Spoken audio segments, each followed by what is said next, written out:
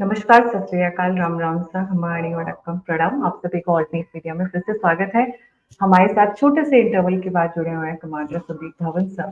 Sandeep Dhawan sir, सब जानते हैं, geopolitical analyst and a very deep diver and thinker when it comes to the politics around the world. But apart from that, शायद बहुत लोगों को नहीं पता होगा, he was associated with the Indian navy from 1988 to 2009. He has 12,000 flying hours of experience. He's a commercial pilot. So he's moving, not only moving across the world in his, as a commercial pilot, the Kingfisher, SpiceJet, and other commercial airlines, but he's also studying the geopolitics there. मेरे ख्याल से वो हवा में उड़ाते उड़ाते sir को बहुत सारे thoughts आते हैं ना, like you are relaxed, okay. So that's his background. And I'm very proud that I was one of the first YouTubers that I got Sandeep Dhawan sir. उसके बाद बाकी लोग भी बहुत लेकर आए हैं। एंड आज का मुद्दा बहुत इंटरेस्टिंग होने वाला है, सो आखिरी तक जुड़े रहिएगा। A very warm welcome Sandeep sir on the show. Thank you so much Gayatri ji. नमस्कार, जय हिंद। एंड बहुत अच्छा लग रहा है एक बार काफी समय के बाद यहाँ पे आने के बाद। एंड आज अच्छी बातें करते हैं, कुछ डिस्कशंस करते हैं, डीप डिस्कशन करते हैं। बहुत कुछ हुआ है पिछले कुछ दिनों में हमारे देश में और देश के आसपास। तो सर, संदीप सर, आपने एक बहुत अभी अच्छा आर्टिकल लिखा है एंड इट्स गॉन वायरल। मैं वहीं से शुरू करूंगी, उसके एक एस्पेक्ट में जिसने मुझे टच किया है बहुत deeply, and that is there is a difference in the way our country behaves with respect to geopolitics and the military capabilities. Peace time पे और वॉर टाइम पे दोनों में बहुत डिफरेंस होता है अप्रोच में और स्ट्रैटेजी में। जी बिल्कुल, बहुत ही वैलिड पॉइंट आपने सामने प्रस्तुत किया है। तो मेन चीज ये देखिए कि आप पीस टाइम में आपके जो दुश्मन कंट्री कह लीजिए, या जो आपके अलाइज नहीं है, आपके दोस्त नहीं है, वो आपके दोस्तों के साथ डील करते हैं, उनको आर्म्स भी सप्लाई करते हैं, एम्युनिशन सप्लाई करते हैं, कई बार एक्सरसाइज भी करते हैं, मिलिट्री एक्सरसाइजेस करते हैं उनके साथ। इसी तरह से आपके जो दोस्त कंट्रीज हैं, या जो आपके जो अलाइज हैं जिनको आप मानते हैं, वो आर्म्स एंड एम्युनिशन आपके दुश्मन कंट्री को सप्लाई कर सकते हैं, या किसी को भी सप्लाई कर सकते हैं और उनके साथ एक्सरसाइज कर सकते हैं। तो ये एक पीस टाइम का एक मुद्दा है, इसमें बहुत ज्यादा कोई गौर नहीं करता है। हर देश जो है उसके ऊपर एक नजर बना के रखता है कि भाई मेरे दुश्मन को क्या मिल रहा है और किस तरह का वार्तालाप या किस तरह की ट्रेनिंग उनकी चल रही है, पर उससे ज्यादा बहुत ज्यादा उसके ऊपर गौर नहीं किया जाता है। लेकिन ये सीन जो है ये बिल्कुल बदल जाता है कि अगर आप वॉर में हैं या वॉर लाइक सिनेरियो में है, जैसे ऑपरेशन सिंदूर है, ये ऑलमोस्ट कह लीजिए एक मिनी वॉर ही थी। तो ड्यूरिंग दैट अगर कोई आपका दोस्त या आपका दुश्मन या आपके दो तीन दुश्मन आपस में मिल जाएं, तो ये आपको दर्शाता है कि ये जो पूरी जो वार्तालाप, ये जो कार्यक्रम चल रहा है, ये सही डायरेक्शन में नहीं जा रहा है। तो आपको उसका जवाब देना पड़ता है, क्योंकि it is unbecoming of a friend, ally और enemy, whatever it is, to कि आप उनको वॉर टाइम में उनको सपोर्ट करें। और इसी तरह की कुछ कार्रवाई देखने को मिली थी ऑपरेशन सिंदूर के पहले, जब पहलगाम का नरसंहार हुआ था, और ऑपरेशन सिंदूर के जस्ट पहले और ड्यूरिंग ऑपरेशन सिंदूर। तो हम इसके ऊपर लंबी वार्तालाप करेंगे और बात करेंगे कि हुआ क्या था। कहीं तो वॉर टाइम एक ऐसा लिटमस टेस्ट हो जाता है जिसमें दोस्त और दुश्मन कौन है, ये दूध का दूध और पानी का पानी हो जाता है। एग्जैक्टली बिल्कुल, एब्सोल्युटली जी सर, मैं एक बेसिक क्वेश्चन से शुरू करूंगी क्योंकि हमें बिल्डअप करने के लिए इसको थोड़ा समझना पड़ेगा कि चाइना ने ड्यूरिंग ऑपरेशन सिंदूर कौन कौन से मेन मिलिट्री एसेट्स और टेक्नोलॉजीज पाकिस्तान को सप्लाई किया और उनको रिटर्न में क्या मिला है, दिया क्या और वापस क्या लिया। जी हाँ, बहुत ही बिल्कुल, क्योंकि पूरी जो वॉर की स्ट्रेटजी बनती है, कई बार क्या होता है कि जो पुअर कंट्रीज होते हैं वो इक्विपमेंट ले लेते हैं, उसके अराउंड अपनी स्ट्रेटजी बनाते हैं क्योंकि उनके पास पैसा नहीं होता है। या जो अमीर देश होते हैं, वेल टू डू देश होते हैं, वो अपनी स्ट्रेटजी बनाते हैं और उसके हिसाब से इक्विपमेंट को तैयार करते हैं। तो ये बहुत इंपॉर्टेंट होगा कि पाकिस्तान को मद्देनजर रखते हुए हम देखें कि उनको चीन ने, स्पेशली चीन ने पिछले कुछ सालों में, फिर ड्यूरिंग ऑपरेशन सिंदूर और जस्ट बिफोर ऑपरेशन सिंदूर क्या क्या हेल्प की। तो इसमें थोड़ा सा हिस्ट्री में भी चले जाते हैं और देख लेते हैं कि जैसे पिछले लगभग 3 से 5 साल के बीच ऑलमोस्ट 20 बिलियन का जो आर्म्स एंड एम्युनिशन जो है चीन ने पाकिस्तान को सप्लाई किया है और बहुत से आने वाले हैं। अब पाकिस्तान का जो डिफेंस बजट है वो जस्ट 7.62 बिलियन है। उसमें से अगर आप जो न्यू एक्विजिशंस होती है उसका बजट लिमिटेड होता है, आपको पूरी इतनी बड़ी जो सेना होती है उसको रन करना होता है। तो ये उनकी कंप्लीट कैपेसिटी और कैपेबिलिटी के बाहर है कि वो इतना आर्म्स एंड एम्युनिशन किसी देश से खरीदे और वो भी इतनी बड़ी संख्या में खरीदे। अब आप ले लीजिए जो लेटेस्ट जो उन्होंने चीन के साथ जो एक अंडरस्टैंडिंग की है कि आप हमें 40J-35A सप्लाई करें। ये स्टेल्थ एयरक्राफ्ट है और इसकी एक बहुत मजेदार कहानी भी है, मैं उसको छोटी से आपको बता देता हूं कि एक बेसिकली F-35 जो यूएस का स्टेल्थ एयरक्राफ्ट है, ये उसकी स्टोलन फाइल पे बेस्ड है। एक सू बिन होते थे, एक चाइनीज बिजनेसमैन, ये कनाडा गए, ये डिफेंस में डील करते थे, वहां से एंट्री ली इन्होंने यूएसए में, एक सर्किटस रूट लेते हुए गए और वहां पे डिफेंस डील्स करने लग गए और फिर ये टच में थे 2 चाइनीज स्पाइस के साथ, जासूसों के साथ। तो इन्होंने इन कंपनीज में, जिनमें जो मेकर है F-22 के उनका स्टेल्थ फाइटर, F-35 और C-17 एयरक्राफ्ट के जो मेकर्स थे, तो इनके साथ इन्होंने अपना गठजोड़ किया और वहां से 2008 से 2014 तक ये फाइल्स चुराते रहे और 2014 में ये पकड़े गए। तब तक इन्होंने काफी फाइल्स, लाखों की संख्या में फाइल्स जो थी बहुत ही इंपॉर्टेंट, वो सप्लाई कर दी थी अपने जासूसों के थ्रू चाइना को।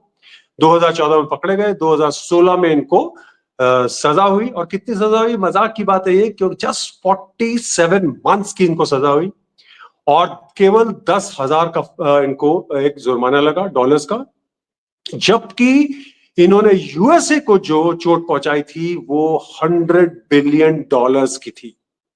इतनी बड़ी चोट। और 4 साल से भी कम में ये वहां की जेल से वापस निकले, चीन चले गए, वहां पे इनका हीरो का वेलकम हुआ क्योंकि इन्होंने उनके लिए कितना बड़ा काम कर दिया था।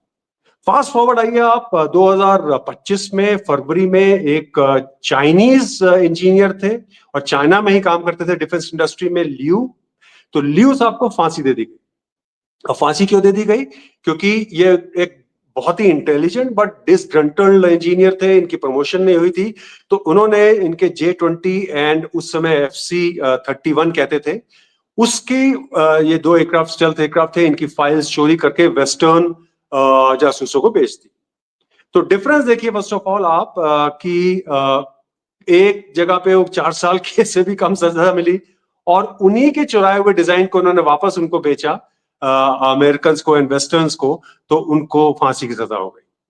बहरहाल आगे बढ़ते हैं। तो ये F-35 जो है ये FC-31 जो मैंने आपको बताया उस पे बेस्ड है और FC-31 काफी समय तक स्ट्रगल करता रहा। फाइनली इनके जो PLA नेवी है, चाइनीज नेवी, उन्होंने कहा कि ओके, हम इसमें आप फेर बदल करिए, हम इसको ले लेंगे और इसको J-35 कर दीजिए।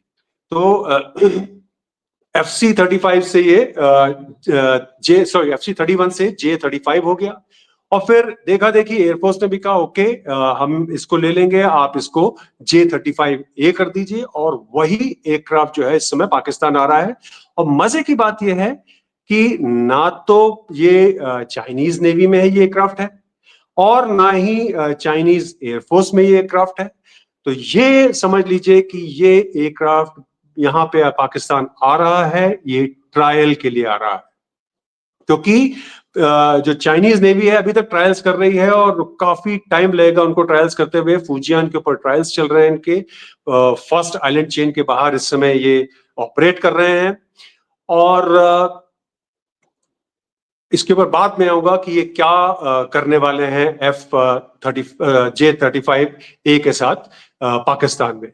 फिर इन्होंने J-10C इनको सप्लाई किए, 20 के लगभग संख्या है उसकी, हालांकि 25 का वादा हुआ था। फिर JF-17, फिर लोग कहेंगे मैं क्या कहता हूं, लेकिन JF-17 थंडर है उसका नाम, उसको मैं JF-17 ब्लंडर कहता हूं, क्योंकि ये मिग 21 से इन्होंने J7 बनाया था। J7 का प्रोडक्शन 2013 में खत्म हो गया था। 2023 में इन्होंने अपने एयरफोर्स को रिटायर भी कर दिया और इनको चिपका दिया पाकिस्तानियों को, और पाकिस्तान लेके उसको घूम रहा है। इसमें RD-93 इंजन है जो कि काफी अनरिलायबल इंजन है, और पाकिस्तान वाले जो है आपको बरगलाने की कोशिश करते हैं कि भाई इसमें आपके मिग 29 में भी तो RD-93 लगा हुआ है। तो नो, हमारे मिग 29 में RD-93 नहीं लगा हुआ है, RD-33 लगा हुआ है, और जिसका प्रोडक्शन हम करते हैं, HAL करता है। और बिकॉज ऑफ उसकी मेंटेनेंस और उसकी हम नो हाउ जानते हैं, बिल्कुल उसको अंदर से जानते हैं, तो हमारे जो इंजन्स हैं वो काफी मजबूत हैं, काफी बेटर हालत में है। जबकि RD-39 जो JF-17 पे लगा हुआ है वो ब्लास्ट होते रहते हैं, उसमें क्रैक्स आते रहते हैं, और इंजन फेलियर्स होते रहते हैं, काफी इजेक्शंस हुए हैं, उनके क्रैशेस हुए हैं। तो बहुत ही अनरिलायबल एयरक्राफ्ट है और बहुत ही अनरिलायबल इंजन है। इन्होंने इसको नाइजीरिया को सप्लाई किया, उनके सारे इंजन, सारे एयरक्राफ्ट ग्राउंडेड हैं। इन्होंने उनको म्यांमार को सप्लाई किया, उनके सारे एयरक्राफ्ट ग्राउंडेड हैं और अभी तक फ्लाई नहीं। जी सर, रिटर्न में क्या मिला? पैसे के अलावा क्या मिला? पैसा is the just a denomination. वो कहने की बात होती है कि क्योंकि डील्स तो आपको, इट्स अ ओपन मार्केट, आपको कहीं से कुछ भी खरीद और बेच सकते हैं, बट स्पेसिफिकली पाकिस्तान को देना, अच्छा बाय द वे जंक देना, कोट अनकोट, बहुत सारा जंक मटेरियल, बहुत सारा ट्रायल टेस्ट के लिए, इनको रिटर्न में क्या मिला sir? Then will continue please. Okay, तो अगेन थोड़ा सा बता दूं कि शुरुआत कैसी हुई इन सब की, ओके, फिर उसके ऊपर आ जाता हूं मैं। तो याद रखिए कि 1971 में, ओके, वहां के यूएसए के सेक्रेटरी ऑफ स्टेट पाकिस्तान आए और किसिंगर, और उन्होंने कहा कि हमें चीन के साथ मिलना है। चीन के दरवाजे उस समय तक बंद थे, पाकिस्तान ने उनकी फैसिलिटेट कराई, एक गुप्त उनकी टूर करा दिया चीन का। और उसके बाद 1972 में निक्सन मिले वहां के जो उस समय उनके चेयरमैन थे, माओ, और इस तरह से द्वार खुले। तो चीन थोड़ा सा इनसे प्रसन्न हो गया और उनको आर्म्स एंड एम्युनिशन सप्लाई करने लग गया, और थोड़ा सा मेजर जो आर्म्स सप्लायर्स था उसमें उभर के आया। फिर भी इतनी बड़ी बात नहीं थी। जो मेजर जो मोड़ आया वो था 2008 में, जब 45% आर्म्स एंड एम्युनिशन जो था चीन जो पाकिस्तान के वो सप्लाई कर रहा था।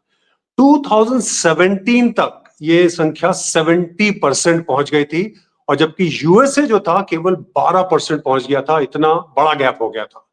और पिछले साल 2024 पे तक 81% जो आर्म्स एंड एम्युनिशन है चीन जो इनके सप्लाई कर रहा है। तो एक तरह से पाकिस्तान जो है कंप्लीटली चीन की गिरफ्त में आ चुका है, उनके जकड़े में आ चुका है। और अब इनफैक्ट एक वेसल स्टेट बन गया है, एक उनका गुलाम नौकर बन गया है बिल्कुल, क्योंकि हिल ही नहीं सकता। एक देश के ऊपर अगर आप इतना ज्यादा बड़ा डिपेंडेंट हो जाएंगे तो ये आपके लिए बहुत मुश्किल का काम है, जो कि भारत ने अवॉइड करना शुरू कर दिया है और चेंज कर रहे हैं अपनी स्ट्रेटेजी। लेकिन पाकिस्तान बहुत बुरी तरह से इस समय उनकी गिरफ्त में। और अगर आप हाँ जी, ये ट्रांजिशन हुआ क्यों? यूएस के साथ खटापटी हो गई थी, या चाइना के बहुत सस्ते मिल रहे थे, या उनको चाइना के ऊपर ज्यादा विश्वास हुआ? What was the triggering factor कि US being the largest supplier they shifted to China? ऐसा यस, ऐसा क्या हुआ? मेन कारण आपको मैं बताता हूं। मेन जो चीन की नजरों में, देखिए, भारत जो है हमेशा से खटकता रहा है। ओके, ये याद रखिए बात। तो चीन जो है आज से 2 साल 5 साल की बातें नहीं सोचता है, वो 50 साल 100 साल की बातें सोचता है। एक इसके ऊपर बुक भी लिखी गई है, 100 Years of Marathon ऑन चीन। तो उसी स्ट्रेटेजी के अंतर्गत उनको पता था कि कोई भी देश अगर इस एरिया में इंडो पैसिफिक में उनको अगर आने वाले समय में चुनौती दे सकता है तो वो है भारत। चाहे वो मिलिटरली हो और चाहे वो इकोनॉमिकली हो, और दोनों ही बातें प्रूव हो रही हैं। इनफैक्ट इसमें ये भी ऐड कर दूं कि हमने बहुत से लोगों ने इस समय भारत को स्पेशली विद इन इंडिया बहुत कहा कि अरे आप बिल्कुल अकेले हो गए हैं, कोई आपका साथ नहीं दे रहा है, ब्ला ब्ला ब्ला। तो याद रखिए कि जब आप टॉप पे होते हैं या टॉप पे पहुंचने वाले होते हैं तो it is a very very lonely place. एक आर्थर शोपेनहाइवर थे, जर्मन फिलोसफर, उन्होंने कहा था कि it's very lonely at the top. उन्होंने ये फेमस किया था, ये एक कोट, और उसके बारे में बहुत लोगों ने इसको यूज किया। तो सच में it is lonely at the top. आपको अपनी लड़ाई खुद लड़नी पड़ेगी, चाहे वो ब्रिटेन रहा हो, चाहे डच रहे हो, चाहे फ्रेंच रहे हो। क्या सोचते थे उनका हाथ, दूसरा हाथ, आदमी हाथ पकड़ के, दूसरा कंट्री हाथ पकड़ के उनको ले रहा था, भाई आप वॉर जीतिए ना। वो अपने पे बूते पे कर रहे थे और उसी पे ही आप कर सकते हैं। तो भारत के लिए चुनौती चीन को खड़ा करना बहुत इंपॉर्टेंट था। और क्योंकि याद रखिए चीन ही एक कैंसर है, Pakistan is just a symptom. अगर आप चीन को खत्म कर दें, आप कैंसर को खत्म कर दें, आप डिजीज को खत्म कर दें, सिम्टम अपने आप चला जाएगा। तो इसीलिए हमारा फोकस जो है वो चीन पे होना चाहिए। Pakistan is just a symptom, इसको डील करना है हमें, लेकिन it is just a symptom. और दे वांट यू, आपको वो एंगेज रखना चाहते हैं इसी एरिया में, इंडियन सब कॉन्टिनेंट में, इंडियन ओशन में, वो एंगेज करके रखना चाहते हैं। दूसरा उनका मकसद है कि उनको पता है कि कोई भी अगर बड़ा युद्ध होगा तो उनको इंडियन ओशन में आना है। और इंडियन ओशन जो है 80% जो वर्ल्ड का ट्रेड होता है वो इंडियन ओशन के थ्रू जाता है। 40% ऑफ वर्ल्ड की जो एनर्जी रिक्वायरमेंट है वो मीट होती है इंडियन ओशन से। और चीन की सबसे बड़ी मजबूरी है कि उनका 80% एनर्जी रिक्वायरमेंट जो है वो इंडियन ओशन से जाता है। और मलाक्का चाहे वो डिलेमा। मलाक्का डिलेमा कह लीजिए या होर्मुज स्ट्रेट कह लीजिए, ये दोनों जगह जाके फंस जाते हैं। और इंडियन नेवी जो है इस समय it is the first respondent, और आने वाले कई सालों में रहेगी, क्योंकि इसकी प्रोग्रेस बहुत बढ़िया हो रही है। 150 शिप 2030 तक, 175 2050 तक 200 ships, modern warships, modern submarines and modern aircraft. तो चीन के लिए चाहे वो 400 या 500 शिप्स भी कर लेंगे, वो स्पेयर नहीं कर सकते हैं इतनी फोर्स कि जो आके इंडियन ओशन में रूल करे।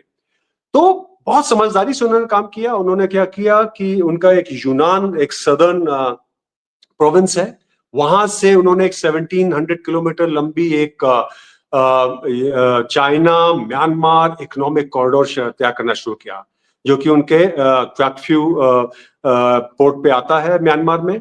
लेकिन अनफॉर्चुनेटली, या फॉर्चुनेटली भारत के लिए, अनफॉर्चुनेटली उनके लिए, म्यांमार इतना एक डिस्टर्ब एरिया रहा है कि वो पूरा जो इकोनॉमिक कॉरिडोर है वो चल ही नहीं पाया। उनका दूसरा जो सबसे प्यारा, दुलारा और हिमालय से ऊपर जो दोस्त है वो है पाकिस्तान। तो उन्होंने उनके साथ शुरू किया हुआ था CPEC, China Pakistan economic corridor. तो चाइना और पाकिस्तान इकोनॉमिक कॉरिडोर अगेन निकलता है पाकिस्तान ऑक्युपाइड कश्मीर से। तो उन्होंने बहुत कोशिश की भारत को बेल्ट एंड रोड इनिशिएटिव में घुसेड़ लें, या फिर सीपेक में तो कम से कम प्लीज आ ही जाइए। तो भारत ने दोनों चीजों को ठुकरा दिया। तो उसके बाद ये 2000 किलोमीटर का जो इकोनॉमिक कॉरिडोर है, ये भारत के रहमो कदम पे है, बता रहा हूं मैं आपको।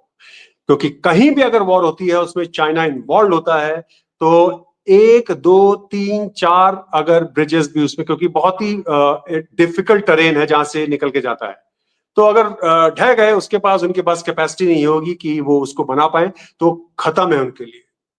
तो बट मेन आपको जो मैं बता रहा हूं मुद्दा, वो उनका यही है कि आपको इंडियन ओशन में आना है और किस तरह से आना है। अगर आप बात करें, जैसे आपने कहा कि उन्होंने हेल्प क्या की थी पाकिस्तान ने इनकी, भाई इतने क्यों मेहरबान हो रहे थे। तो एक तो सबसे बड़ा उन्होंने उनको ओपनिंग दी थी यूएसए के लिए।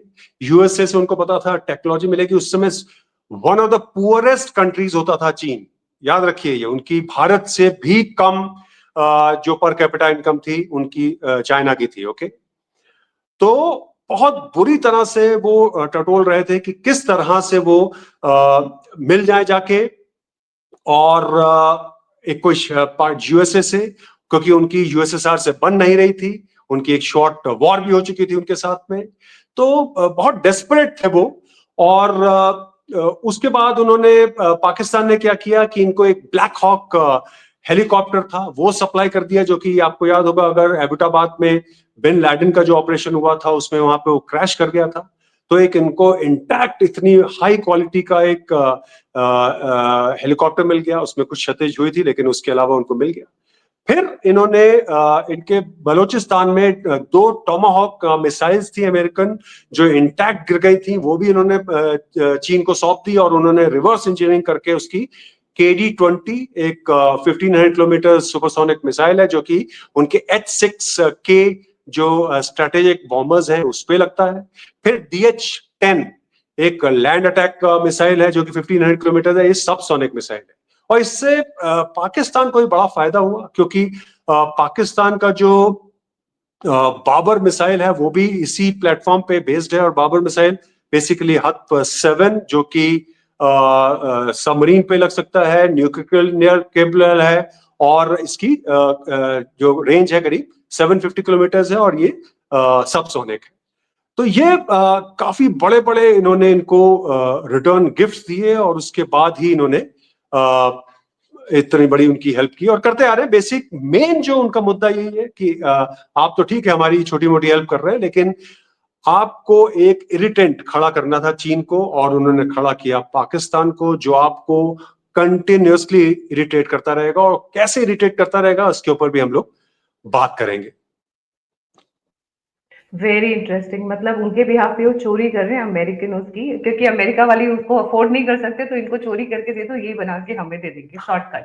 That's always been there, that's always been their modus operandi. अच्छा, how did China assist Pakistan, अगर हम बहुत शॉर्ट में बात करें, ब्रीफ में, Pakistan during the Pahalgam and also operation Sindoor? उसके बाद आएंगे very interesting topic for the viewers, satellite technology और intelligence sharing was really high. अभी किसी ने बात नहीं किया, will be the first one to talk about it. Ji sir.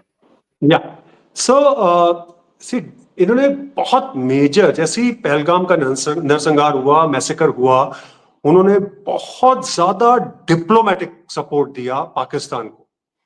आप याद करें कि एक ना उस समय एक नैरेटिव चला था कि ये सेल्फ इंड्यूस्ड या सेल्फ क्रिएटेड, या पाकिस्तान इंडियन फोर्सेस ने ही मार दिया है, और इस तरह का एक नैरेटिव क्रिएट करने की कोशिश की गई थी।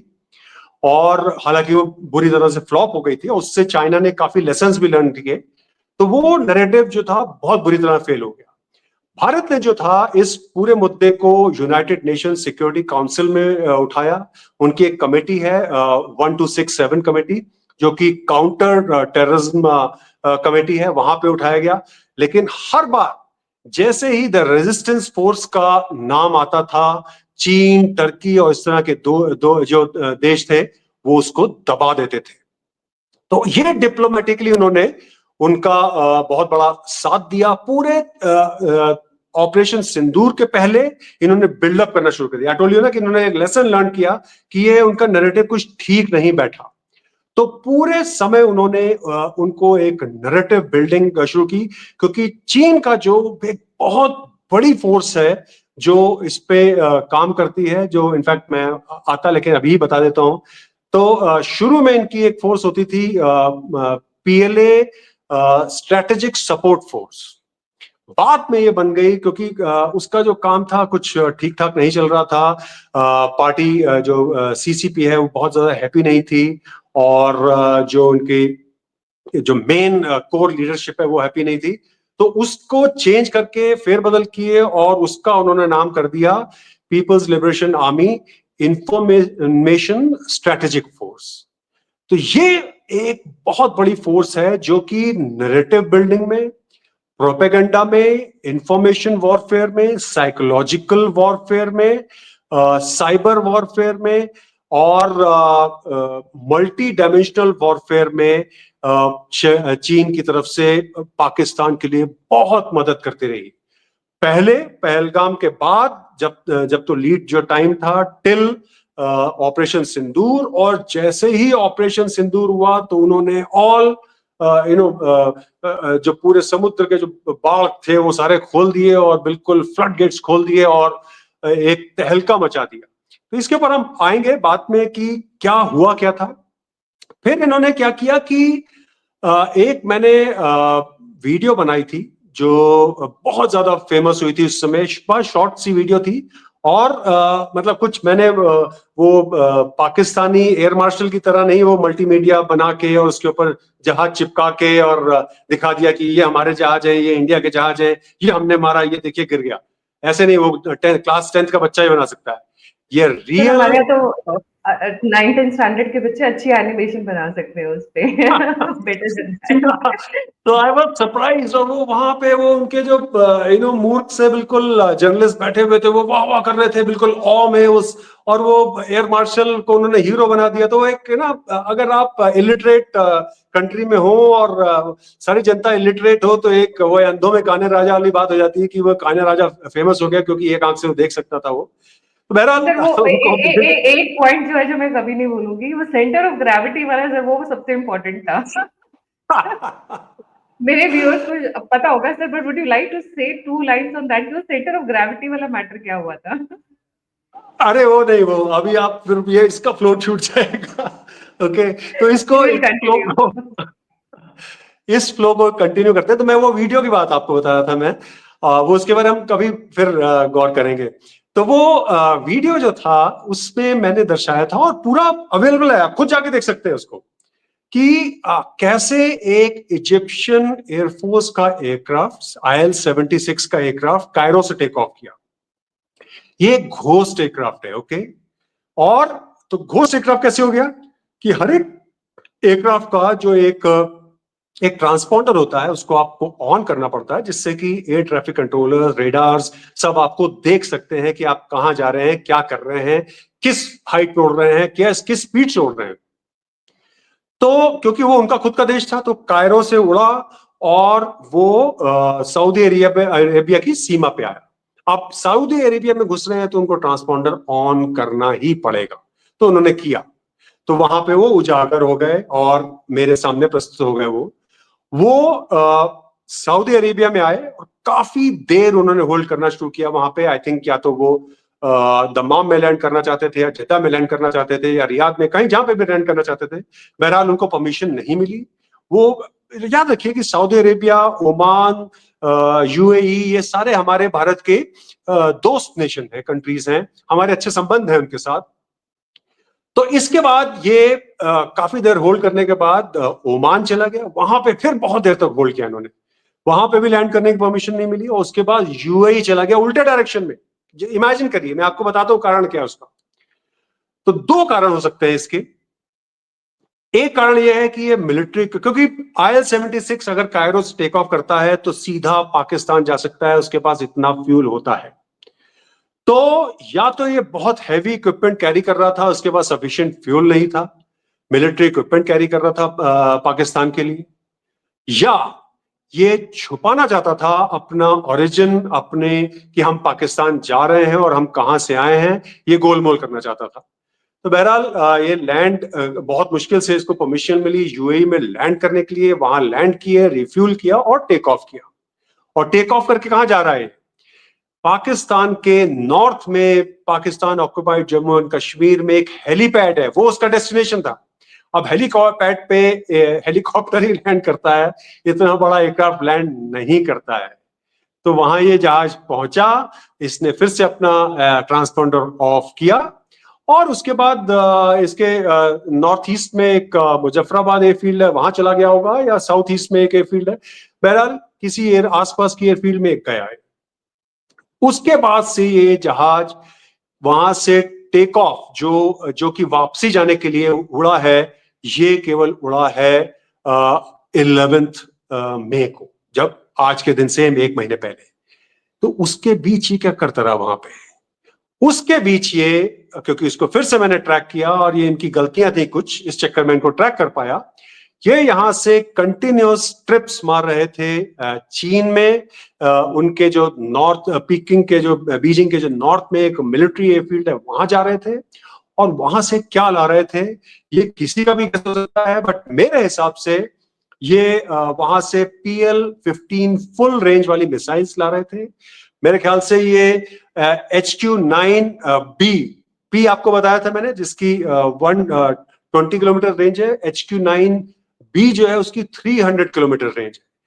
ये लेके आ रहे थे, और हो सकता है इनफैक्ट जो इंटरनली जो वहां से पाकिस्तान से न्यूज आई है कि ये वहां से जो उनके जो स्ट्रेटेजिक फोर्स, जो इंफॉर्मेशन स्ट्रेटेजिक फोर्स है, उसके एक्सपर्ट्स को पाकिस्तान लेके आ रहे थे, क्योंकि उनको पूरा सेटअप करना था, क्योंकि उनको पता था कि बिल्कुल वॉर अब सिर पे है और होने वाली।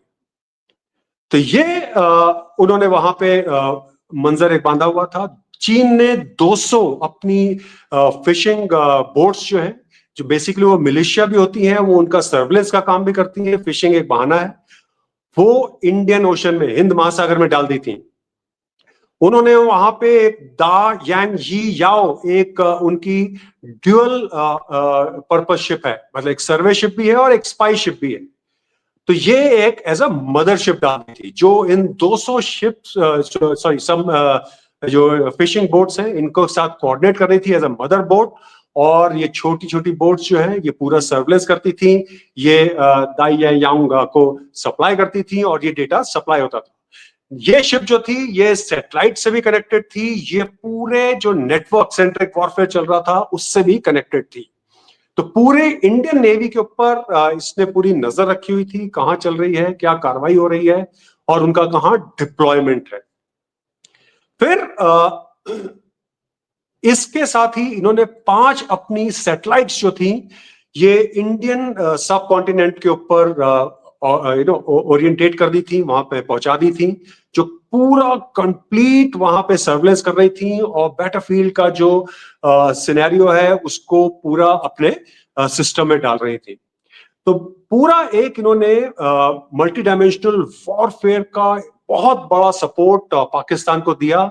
बट मजे की बात यह है कि उसके बाद भी इतनी बुरी तरह से पाकिस्तान हार गया कि अभी तक, मैं कल ट्विटर पे बैठा हुआ था, कुछ पाकिस्तानी पागल आ गए और लड़ने लगे मेरे से, तो बहुत बहुत बहुत ज्यादा लड़ाई हो गई, मुझे नहीं करना चाहिए था सा, लेकिन क्योंकि मैंने उनकी एक बहुत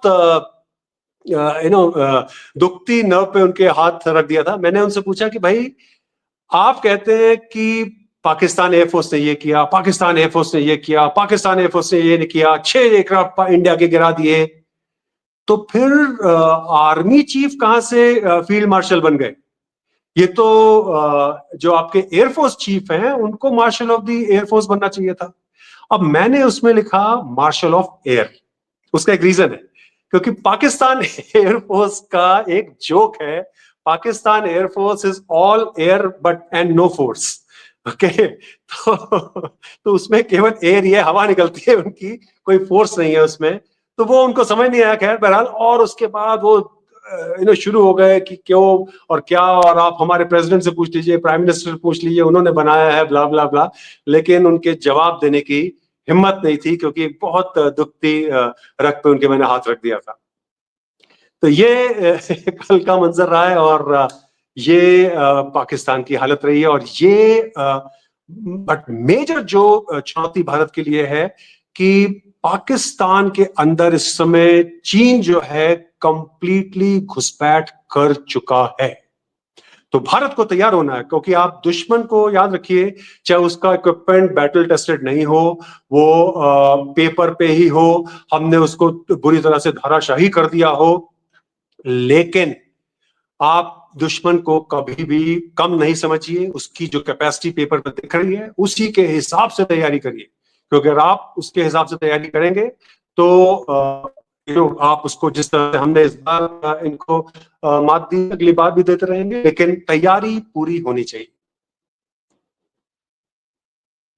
तो सैटेलाइट डोमेन में इन्होंने स्पेशली काफी हेल्प किया है when it comes to China ने पाकिस्तान को।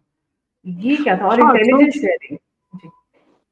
तो जैसे मैं आपको बताया कि जो सैटेलाइट्स हैं वो काफी ज्यादा एम्बेडेड है इनकी नेटवर्क सेंट्रिक वॉरफेयर में। ओके, तो जैसे 81% इनका इक्विपमेंट जो है इस समय चीन से है, तो वो भी उस नेटवर्क से जुड़ जाता है।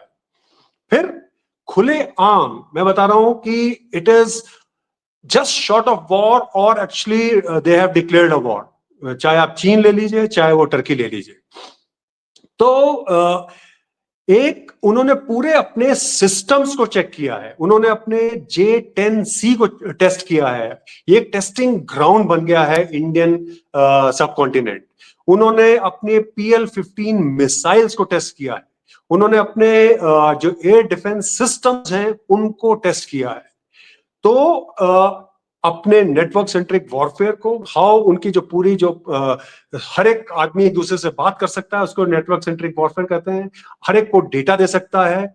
इसमें आर्टिफिशियल इंटेलिजेंस का भी काफी ज्यादा यूज किया गया है। तो ये ट्रायल्स चल रहे हैं यहाँ पे। मैं बता रहा हूं आपको, एक बड़ी युद्ध की तैयारी भारत को कर लेनी चाहिए। मेरे हिसाब से 2 से 3 साल में 2027-28 तक एक बहुत बड़ा युद्ध होने वाला है और उसकी हमें तैयारी करनी चाहिए। तो पूरा उन्होंने सपोर्ट दिया। They have learned system the lessons, उससे यहां से सीखे हैं।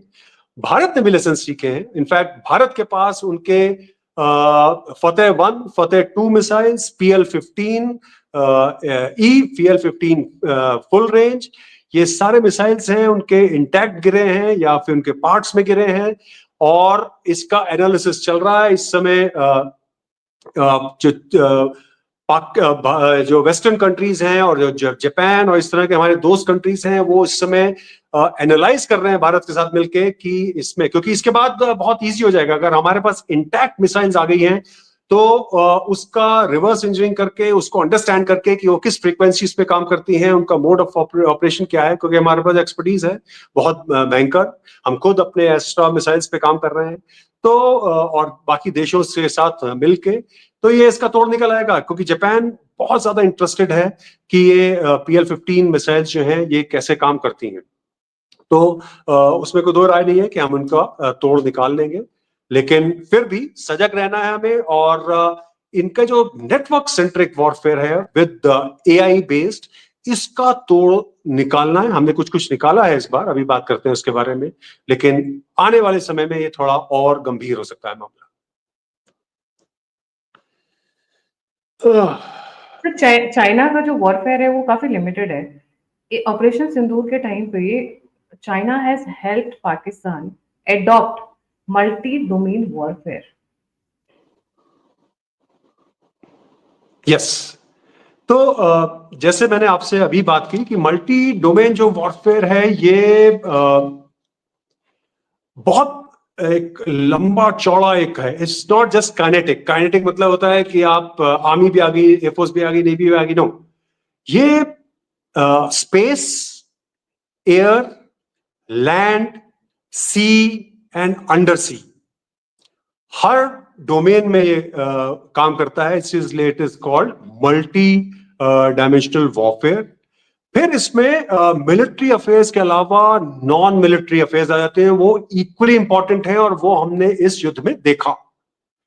तो जैसे मैंने आपको बताया कि इंफॉर्मेशन वॉरफेयर, तो आप चीन ने पूरे जितने भी अपना एक उनका बहुत बड़ा नेटवर्क है, क्योंकि उन्होंने खरीदे हुए हैं हर न्यूज़पेपर में, हर मैगजीन में, वेस्टर्न कंट्रीज में खरीदे हुए हैं, कुछ कुछ इंडिया में भी खरीदे हुए हैं।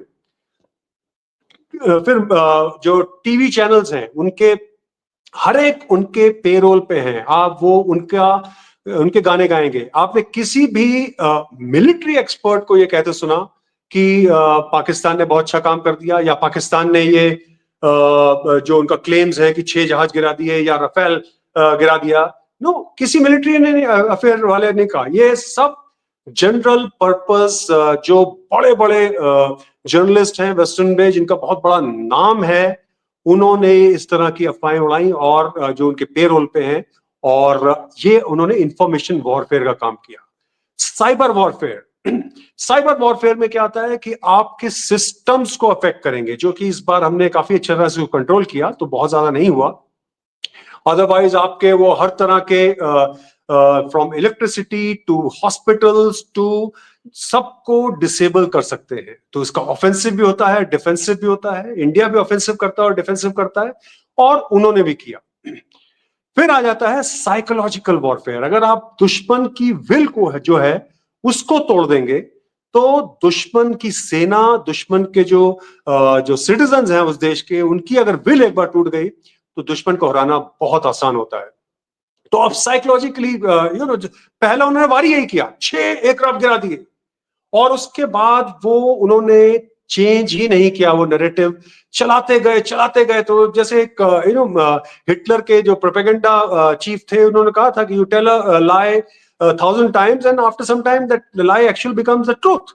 तो वो वही करने की कोशिश कर रहे थे, और इनफैक्ट मैं बता रहा हूं सीरियसली, कुछ लोग भारत में ऐसे थे जो उसको मानने लग गए, या कह लीजिए कि मानना चाहते थे, because of their political compulsions. Propaganda warfare.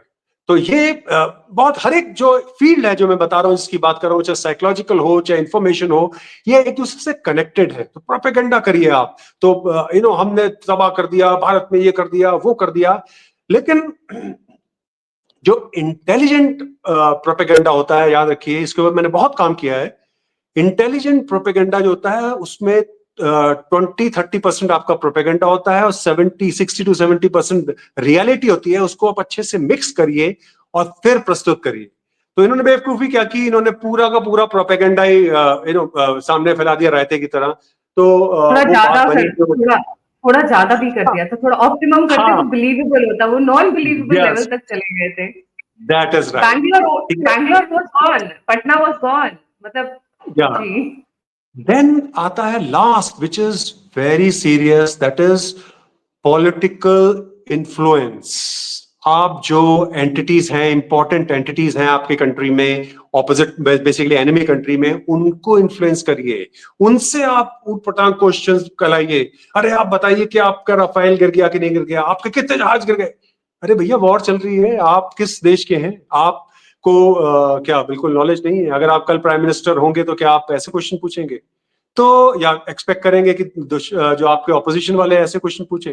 तो ये बहुत ही सोची समझी चाल होती है। और इसमें फिर आ जाता है इंटरनल डिस्टर्बेंस। अगर आप वो जो इंटरनल फोर्सेस हैं जिनको आप खड़ा कर सकते हैं, स्लीपर सेल्स खड़े कर सकते हैं, और बहुत सारी गतिविधि है। तो ये बहुत ही, ये that is why it is called multi dimensional warfare. और इसी पे ही युद्ध होगा, केवल काइनेटिक युद्ध नहीं होगा, केवल आर्मी या नेवी एयरफोर्स ही युद्ध नहीं करेगी, क्योंकि 50% वॉर आप जीत जाएंगे अगर आपने वॉर का जो नैरेटिव है वो जीत लिया।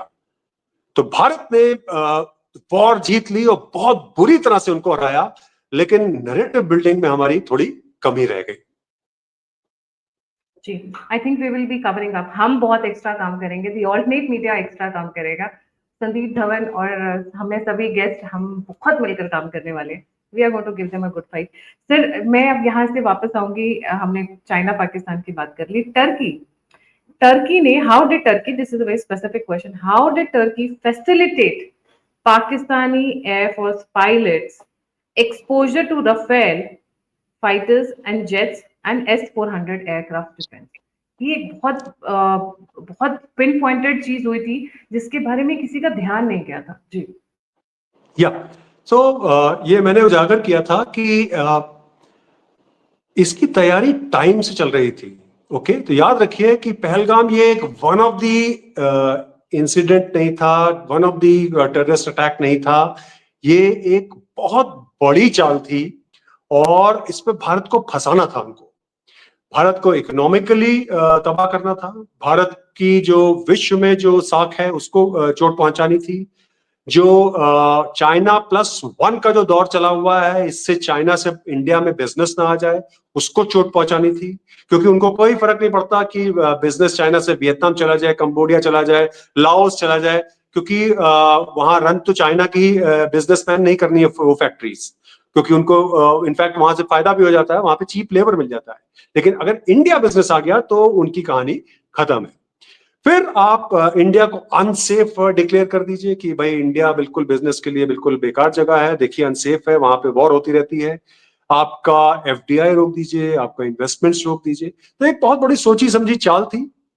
और Just to add Turkey on जो है, here, sorry, just to add on here, China, I'm specifically naming it, हमारे पोर्ट्स को सैबोटेज करने की कोशिश कर रहे हैं। कल जो सिंगापुर शिप के साथ हुआ नियर वाइजम या port, Kerala, that was not, क्योंकि आपके पोर्ट्स अगर खराब हो जाते हैं, डीसिल्टिंग नहीं हो रही है, ब्लॉक हो गए, anything for that reason, technological error है, एनीथिंग, आपका इमेज खराब होता है, and the next ship coming will have absolutely. और ये आप देखिए कंटिन्यूसली हो रहा है। पहले एक शिप डूबी जिसने कोची के आसपास ऑयल फैला दिया और उसको रेस्क्यू किया हमने, फिर ये दूसरी शिप हो गई। और याद रखिए कि इसमें 14 चाइनीज सेलर्स थे, क्रू मेंबर थे, उनको भारतीय नौसेना और कोस्ट गार्ड ने उनको सेव किया है। ओके, तो हम सेवा कर रहे हैं और वो मेवा खा रहे हैं, तो उसका बाद में हम जवाब देंगे। तो बहरहाल वापस आता हूं टर्की के मुद्दे पे कि टर्की ने, और ये पूरा जो, क्योंकि प्लान बहुत समय से था, तो फैसिलिटेट कराया। जैसे ही इंडिया में रफाइल्स आने शुरू हुए, टर्की ने कतर के साथ फैसिलिटेट कराना शुरू किया। कतर के पास 36 रफाइल फाइटर्स हैं, इंडिया के बराबर ही। और वहां पे पाकिस्तानी एयरफोर्स गए, उन्होंने अपने J-10C के साथ उनके साथ एक्सरसाइजेस की और लर्न किया कि कैसे रफाइल जो है वो कंपेयर टू J-10C जो है कैसे ऑपरेट करते हैं, क्या उसकी उपलब्धियां हैं वगैरह वगैरह। फिर टर्की के पास और या इसमें एक और भी जोड़ दूं कि ये भी समाचार मिलता है और ये भी इंफॉर्मेशन मिलती है कि कुछ पाकिस्तानी पायलट्स ने उनके रफाइल उड़ाए भी हैं, लेकिन इसकी कोई पुष्टि नहीं हो रखी है, इसका कोई क्लियर कट आंसर नहीं मिला है। बहरहाल एक्सरसाइज 100% हुई है। टर्की जो है going against USA, going against NATO, उन्होंने एक्वायर किए थे S-400। तो सेम कैपेसिटी, सेम कैपेबिलिटी वाले हैं जो कि इंडिया के पास है। तो उन्होंने इनके जो एयर डिफेंस सिस्टम के जो एक्सपर्ट्स थे, उनको वहां बुला के उसके ऊपर ट्रेनिंग दी, उसकी उपलब्धियों के बारे में कि क्या कैसे काम करते हैं, और उसके बारे में उसका नो हाउ जो था पूरा उनको समझाया। इनफैक्ट टर्की ने ड्यूरिंग ऑफ सिंदूर इनके 6 जो थे C-130 एयरक्राफ्ट पाकिस्तान में आए हुए थे। ओके, उसको मैंने ट्रैक किया और मजे की बात है, जब वो पकड़े गए तो कहते नहीं नहीं ये तो रिफ्यूलिंग के लिए आए हुए थे। भैया रिफ्यूलिंग के लिए कहाँ आए हुए थे, कहाँ जा रहे थे? टर्की से पाकिस्तान आके रिफ्यूलिंग करके वापस टर्की जा रहे थे। तो ये बेवकूफी की बात है। बहरहाल वो उनको बहुत arms and ammunition, specially drone supply करने जा रहे थे, और प्लस साथ में वो लाए थे ड्रोन ऑपरेटर्स। तो उनके 2 या 3 ड्रोन ऑपरेटर्स जो हैं वो भी 72 हुर्स के पास पहुंचे हुए हैं इस समय। तो याद रखिए, एक मिलिट्री जब काइनेटिक एक्शन चल रहा था, शुरू में आपको बताया था, तो वो डायमेंशन बिल्कुल अलग होता है। आपने अगर अपने सोल्जर्स, दैट इज वाई उस दिन किसी ने मेरे को पूछा था कि चाइनीज पायलट्स आए हुए थे क्या और इनके साथ J-10C फ्लाई कर रहे थे, मैंने कहा नो, क्योंकि चाइनीज पायलट्स अगर आ गए और वो कहीं कैप्चर हो गए तो it is a open war then with China, क्योंकि ये युद्ध का ऐलान है तो वो गलती नहीं करेंगे। चाइना हमेशा छुप के वार करता है। उनके यहाँ एक सेइंग है, 36 उनके स्ट्रेटजम्स होते हैं, उसमें सेइंग है कि fight a war with a borrowed knife. मतलब आप खुद लड़ाई नहीं लड़िए, किसी अपने चमचे को, किसी गुलाम को खड़ा करिए और वो आपके लिए लड़ाई करेगा। तो इस समय इनका जो चमचा गुलाम जो है वो पाकिस्तान है। तो टर्की ने इनको पूरी नो हाउ बताई S-400 के बारे में। इनको इन्होंने ऑलरेडी सप्लाई किए हुए थे Bayraktar 2B ड्रोन्स, इनको उन्होंने यीहा ड्रोन्स सप्लाई किए। उनकी एक कॉर्वेट आके कराची पोर्ट में आके लगी हुई थी। ये ड्यूरिंग ये पूरा जब घटना चल रही थी, और आप कह रहे हैं नहीं नहीं ये तो गुडविल विजिट है। भाई कौन गुडविल विजिट करता है जब वॉर बिल्कुल सिनेरियो हो? तो ये बेवकूफ बनाने वाली बात है। ये उनको एक सपोर्ट सिस्टम दे रहे थे, उनके पास एक्सपर्ट्स ला रहे थे। और मैं कहने में गलत नहीं होगा कि अगर उन्होंने कुछ अपने नेवल एक्सपर्ट्स भी लाके कराची, क्योंकि कॉर्वेट आने का मतलब यही था कि उनके कुछ नेवल एक्सपर्ट्स वहां पे आए थे उसमें, और वो उनके फैसिलिटीज को मैन कर रहे थे।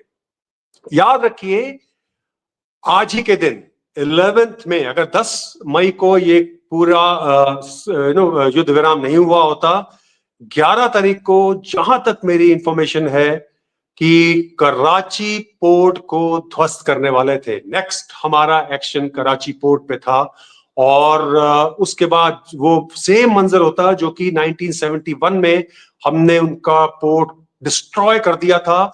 उनकी इकोनॉमी इतनी बुरी तरह से ध्वस्त होनी थी अगर कराची पोर्ट, क्योंकि वही उनका एक मेन पोर्ट है, उसके पास में एक उनका छोटा सा पोर्ट है, फिर ग्वादर पोर्ट है, उनके 3-4 ही कमर्शियल पोर्ट्स हैं जहां पे बहुत ज्यादा फैसिलिटी नहीं है। तो कराची उनकी लाइफ लाइन है। तो कराची पोर्ट खत्म हो गया होता, मतलब कि उनकी लाइफ लाइन खत्म हो गई होती, और इनकी इकोनॉमी जो इस समय ऑलरेडी उस पे स्टिल्ट पे चल रही है, वो बिल्कुल कबच्चियों पे बिल्कुल गिरी हुई हालत में आ जाती, और यू नेवर नो कि वो बिल्कुल सब सहारा सूडान और इस तरह की इकोनॉमी की तरफ बढ़ जाते। तो चाइना, टर्की और पाकिस्तान का ये एक अनहोली नेक्सस बन गया है। इसमें अगर किसी को डाउट है तो वो अभी क्लियर कर ले, बिकॉज आने वाले समय में ये उभर के और ज्यादा उभर के आने वाला है, और भारत को बहुत बुरी तरह से तैयारी करनी है, क्योंकि जिस तरह के इक्विपमेंट पाकिस्तान में आ रहे हैं, चाहे वो पेपर पे है चाहे जिस तरह के भी हैं, उसको हमें डील करना है उससे। This has a lot bigger geopolitical implications जो चाइना पाकिस्तान टर्की एक्सेस निकल कर आ रहा है, रीजनल सिक्योरिटी के लिए बहुत बड़ा खतरा है। एब्सोल्युटली। और सी जो उनके पास जो अभी J-35 आ रहे हैं, ओके, J-35A आ रहे हैं उनके पास, ये स्टेल्थ एयरक्राफ्ट है, ओके, हम चाहे कहें कि नहीं है ये वो, बट है, it is a stealth aircraft, may be not full fifth generation के लोअर बैंड में आता है। जो फिफ्थ जनरेशन के हायर बैंड में आते हैं वो F-22, F-35 आते हैं। लोअर बैंड में J-20, J-35 एंड Su-57 आते हैं। तो अगर, क्योंकि आप उसका डिजाइन गौर करें, जो एक्सपर्ट्स हैं वो देखें, तो उसका जो एयर इनटेक्स हैं, जो उनके जो सरफेस कंट्रोल्स हैं, उसके ऊपर जो पेंट का वर्क है, रडार एब्जॉर्बेंट पेंट्स हैं, और जो उनका इंटरनल बे है, ये सब डिजाइन्स हैं फिफ्थ जनरेशन के और स्टेल्थ फाइटर के। तो उसको गौर करना है, वो 6000 kg का लोड जो है अपने विंग के अंदर ले सकता है, इंटरनल बे में 2000 kg का लोड ले सकता है। ये सारी उनके जो PL-15 मिसाइल्स वगैरह हैं, ये फिट हो सकती हैं। लेकिन मेजर जो अब आने वाला है इसके साथ में, वो है PL-17 मिसाइल, जिसकी रेंज 300 to 400 किलोमीटर्स है, मार्क 4 की स्पीड से चलती है। तो ये अगर वो आप उसकी फिन को फोल्डेबल, दो तरह की आती है, एक फिन फोल्डेबल होती है तो 4 लग सकती है इंटरनल बे में, अदरवाइज 2 लगती हैं विदाउट फोल्डेबल। तो ये बहुत उपलब्धि होने वाली है पाकिस्तान के लिए, एक एज आने वाली है। हालांकि उसके पास के लिए सॉल्यूशंस हैं हमारे पास, लेकिन तैयारी आपको अभी ही करनी है। और एक्सक्यूज मी, याद रखिए, चीन, जैसे मैंने आपको पहले बताया, ना तो कोई बेनेवलेंट कंट्री है, बहुत कोई उदार देश है कि आओ पाकिस्तान तुम लेके जाओ हमारे से, नो, ऐसा कुछ नहीं है। उनको पहुंचना है इंडियन ओशन, उनको पहुंचना है, तो बहुत समय से वो लगे हुए थे पाकिस्तान के पास, क्योंकि जो ग्वादर पोर्ट है, as of now it is a commercial airport, वहां पे साल में 10-12 शिप्स आ जाती हैं, बिल्कुल फ्लॉप है। लेकिन वो चाहते हैं कि ये एक मिलिट्री बेस बन जाए, जिस तरह से जिबूती, हॉर्न ऑफ अफ्रीका जो है जिसको कहते हैं, जहां पे वो पूरा एक्शन चल रहा है हुतीज वाला, जो रेड सी वगैरह का एरिया है, वहां पे जिबूती है, तो वो चीन का ओवरसीज मिलिट्री बेस है। तो उनकी जो डिमांड रही है कि हम आपको स्टेल्थ एयरक्राफ्ट सप्लाई करेंगे, आप हमें ग्वादर मिलिट्री एयर बेस बनाने, सॉरी, एक मिलिट्री बेस बनाने दीजिए। पाकिस्तान की जो डिमांड रही थी कि आप हमें स्टेल्थ दीजिए, साथ साथ हाइपरसोनिक टेक्नोलॉजी दीजिए, और MIRV, okay, multiple independently targetable re entry vehicles, वो आप हमें सप्लाई करिए। तो स्टेल्थ एयरक्राफ्ट की बात तो 100% हो गई है, आप देख रहे हैं। बाकी उन्होंने अग्री किया है, नहीं किया है, या और डिमांड करेंगे पाकिस्तान से कि हमें और भी कुछ दो, तब उसके बदले में हम तुम्हें हाइपरसोनिक टेक्नोलॉजी विद MIR भी देंगे या नहीं देंगे। बहरहाल जहां तक मेरा अंदेशा है कि विद इन नो टाइम आप आने वाले कुछ समय में देखेंगे कि ग्वादर जो है एक मिलिट्री बेस बनेगा। वहां पे ऑलरेडी प्राइवेट सिक्योरिटी गार्ड्स की आड़ में 2 यूनिट्स PLA जो है पीपल्स लिबरेशन आर्मी, उसकी यूनिट्स ऑलरेडी पहुंच चुकी हैं इन द नेम ऑफ कि हम सिक्योरिटी दे रहे हैं अपने वर्कर्स को, ब्ला ब्ला ब्ला, लेकिन वो रियल आर्म फोर्सेस हैं उनकी, वो पहुंच चुकी हैं। तो बेस बन जाएगा, उसके बाद ये पब्लिक के सामने आ जाएगा। पाकिस्तान की पब्लिक तो वैसे ही आपको पता है क्या है कि तो उनको कोई मतलब नहीं है कि उनका देश गुलाम बन जाए, उनके देश में दूसरी सेना, देश की सेना आके बैठ जाए, उनको कोई लेना देना नहीं है। और ग्वादर जो बलोचिस्तान में पड़ता है, तो वैसे ही उनको बलोचों से तो वैसे ही बहुत ज्यादा नफरत है। तो बट भारत को तैयार होना है, भारत को इस चुनौती के लिए तैयार होना है कि ग्वादर मिलिट्री बेस बनने वाला है। ये बहुत बड़ी बात है भारत के लिए।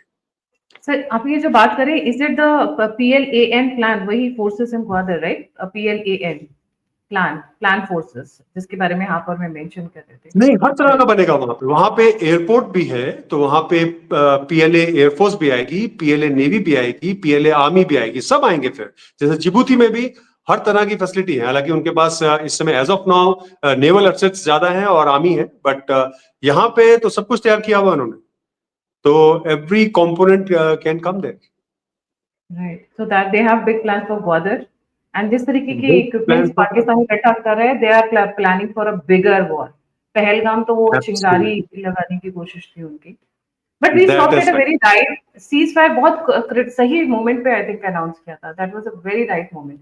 बहाना बिल्कुल। यूएस था, बहाना यूएस था, स्टॉप सही टाइम पे किया। एब्सोल्युटली।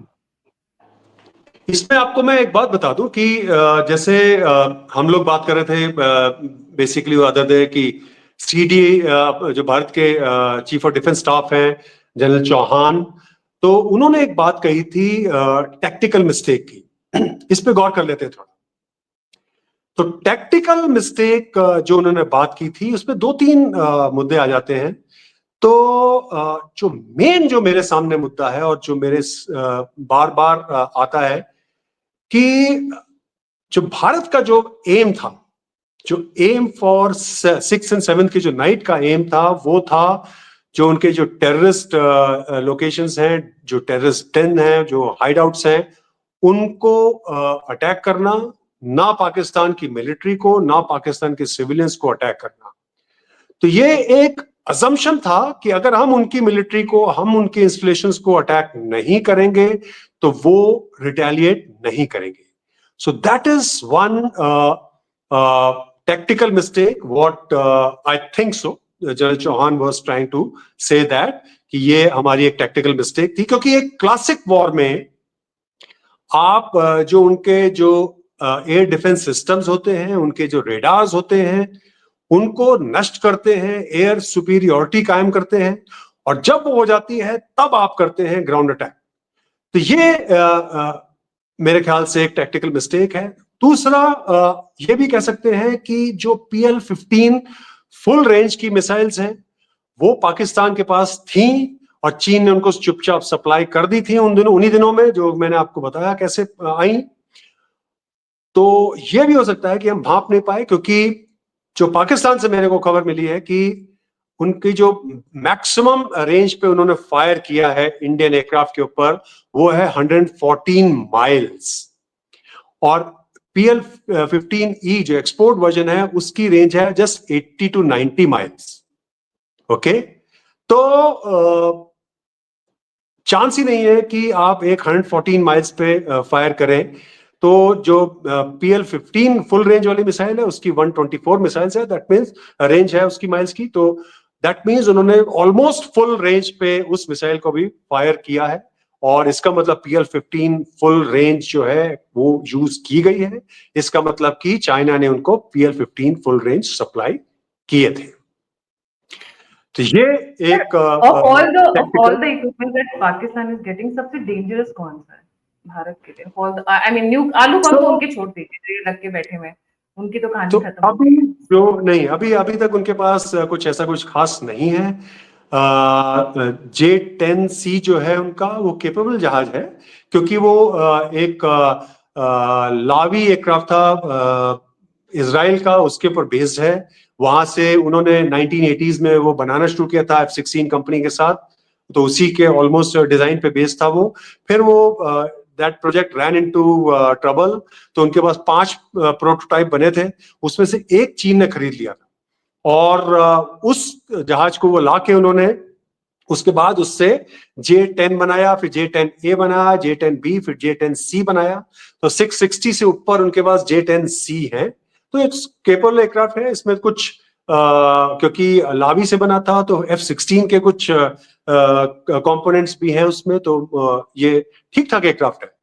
लेकिन जो मेन खतरा आने वाला है वो आपको मैंने ऑलरेडी बता दिया है, J-35A।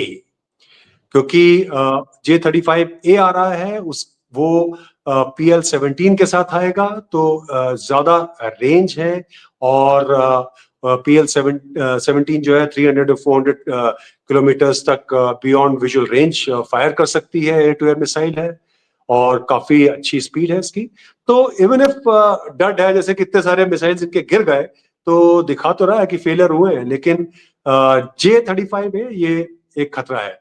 हालांकि कंपेयर नहीं कर सकते आप इसको कि F-35, बिकॉज F-35 एक होता है रेडार क्रॉस सेक्शन, मतलब कि रेडार के ऊपर वो कैसे पेंट होएगा। जैसे अगर आप F-35 आपके सामने आ रहा है, तो वो आपके सामने, आपके एयरक्राफ्ट के सामने 58 किलोमीटर तक आ जाएगा, तब जाके आपका रेडार जो है उसको पिकअप कर पाएगा।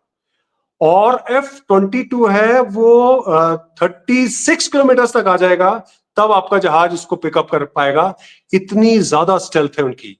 तो F-22 की जो है 0.0001, ओके, ये स्टेल्थ है उसकी, और F-35 की 0.001।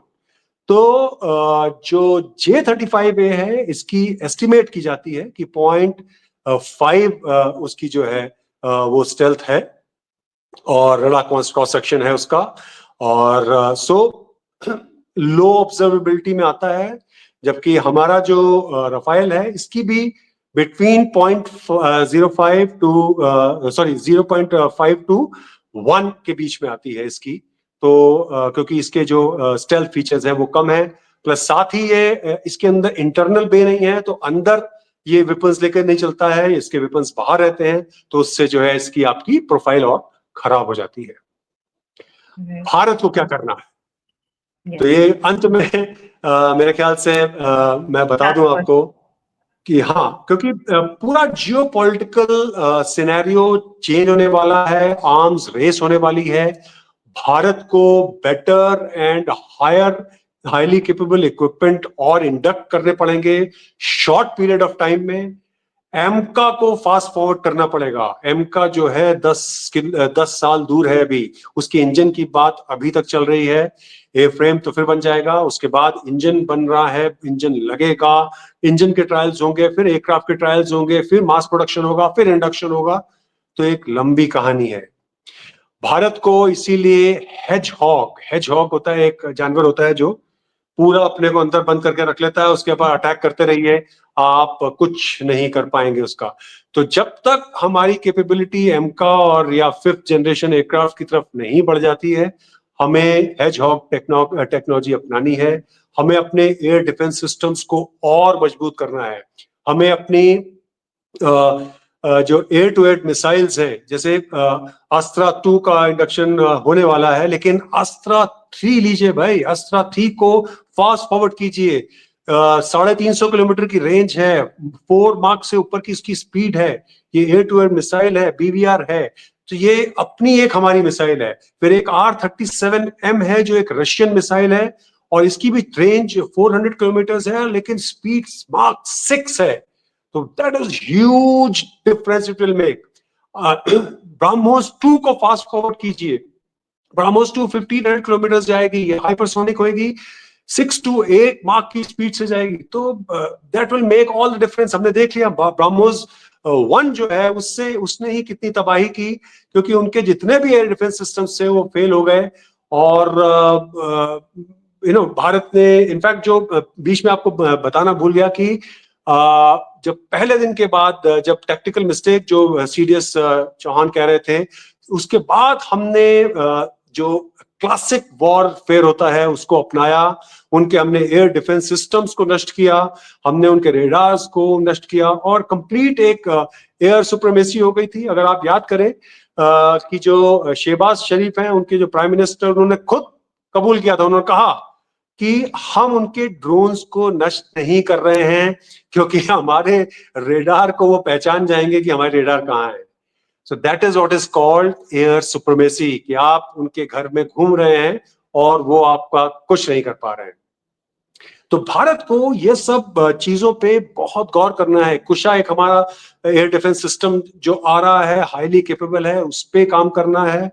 फिर एक VHF रेडार जो सूर्या के नाम से है, ओके, तो ये एंटी स्टेल्थ रेडार है। तो अगर आप J-35A लेके आ रहे हैं, तो हमारा सूर्या का इंडक्शन ऑलरेडी हो गया है। तो इसके ऊपर आप बखूबी काम करते रहिए, इसको ट्रायल्स करते रहिए, टेस्टिंग करते रहिए, और इसको और इम्प्रूव करिए। साथ ही आप रशिया के साथ भी उनका JY-25V एक VHF रेडार है, वो भी स्टेल्थ फाइटर एयरक्राफ्ट को ढूंढ निकालता है, तो उसके ऊपर भी काम कर सकते हैं, देख सकते हैं, या उससे हम कुछ लर्न कर सकते हैं।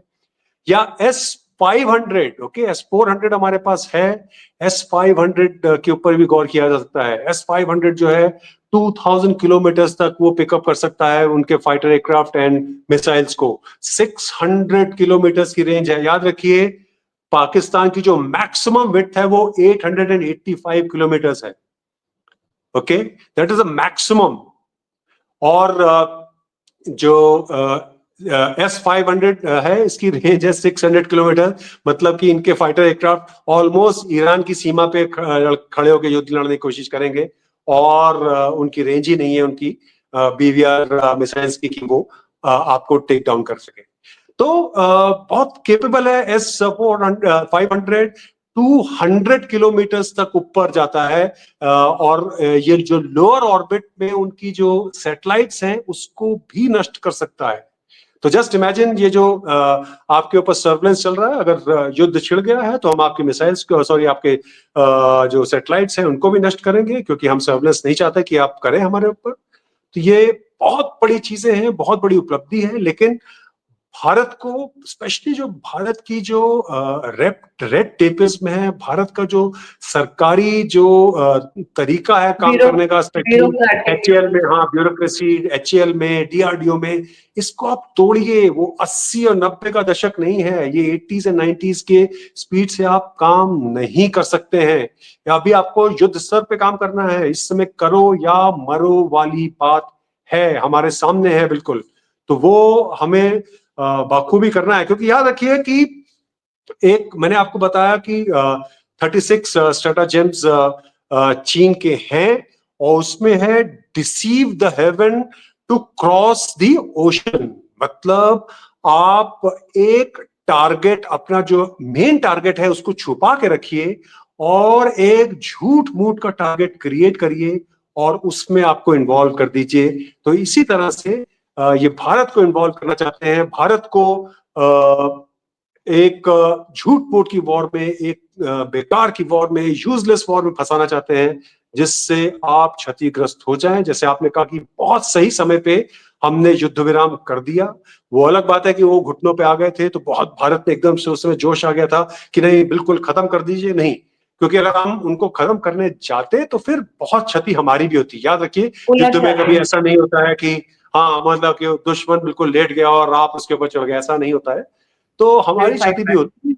हाँ, तो फिर इकॉनमी सफर करती। जो इतने बड़े बड़े आप जॉब्स कर रहे हैं, जिसके बारे में आप घर पे ट्विटर पे बैठ के आप वॉर लड़ने की कोशिश करें, नहीं करिए, और समझिए बात को, बहुत सीरियस मुद्दा है, बहुत कीमती जो व्यक्ति की जान है, उनकी फैमिलीज हैं, सेना के जो हमारे जवान हैं, हमारे एयर वॉरियर्स हैं और नेवल वॉरियर्स हैं, उनकी जान भी बहुत कीमती है। तो ऐसा नहीं करिए कि वॉर सॉल्यूशन नहीं है, लेकिन भारत ने एक मैसेज दे दिया है कि we are peaceful, that does not mean we are harmless.